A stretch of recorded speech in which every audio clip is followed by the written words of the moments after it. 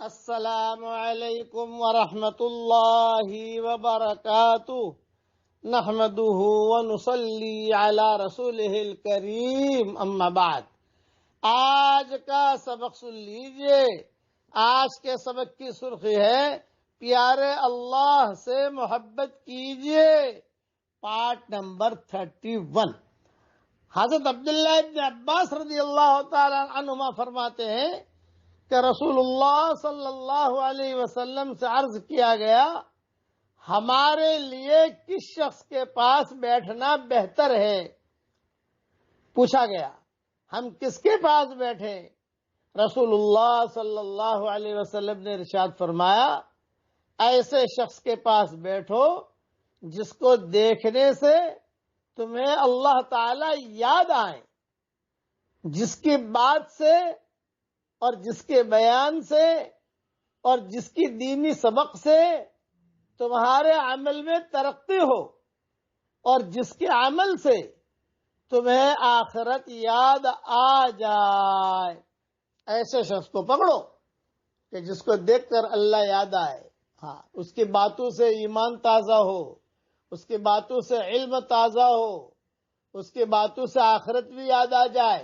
ایسے لوگوں کے پاس بیٹھو۔ یہ حدیث ابو یعلا میں ہے اور مجموع الزوائد میں ہے۔ یہ ہمارا سبق بھی، اگرچہ ہم کسی مجلس میں ہم نہیں بیٹھتے، لیکن یہ سبق بھی ایک قسم کی مجلس ہے کہ کچھ نہ کچھ اللہ رسول کی بات کان میں پڑ جاتی ہے، کچھ جو ہے پڑھ لیتے ہیں، کوئی چیز جو ہے دعا مانگ لیتے ہیں، کیش بزنس کر لیتے ہیں۔ اب کریے کیش بزنس، پڑھیے میرے ساتھ، سبحان الملک القدوس۔ یہ جملہ اللہ کو بہت پسند ہے۔ رسول اللہ صلی اللہ علیہ وسلم وتر کے بعد 3 مرتبہ پڑھتے تھے۔ پڑھو میرے ساتھ، روزہ 24 گھنٹے بھی اس کو پڑھ سکتے ہیں ہم۔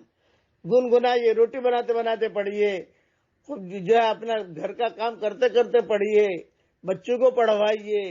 اس میں معرفت کا بہت بڑا سمندر ہے۔ حضور صلی اللہ علیہ وسلم روزانہ اسے پڑھتے تھے۔ ایک مرتبہ اور پڑھیے، سبحان الملک القدوس، سبحان الملک القدوس، سبحان الملک القدوس۔ وتر میں حضور صلی اللہ علیہ وسلم اس طریقے سے پڑھتے تھے۔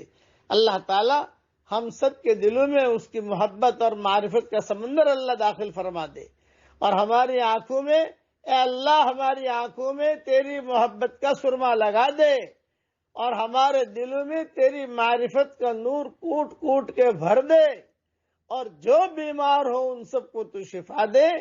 تیری مخلوق میں سے جو جس لائن کی پریشانی میں مبتلا ہو، عافیت سے ان کی پریشانیوں کو دور فرما، اور جس کی جو حاجت، اس کا حاجت کا غیب سے تکفل فرما۔ آمین۔ وآخر دعوانا ان الحمد للہ رب العالمین۔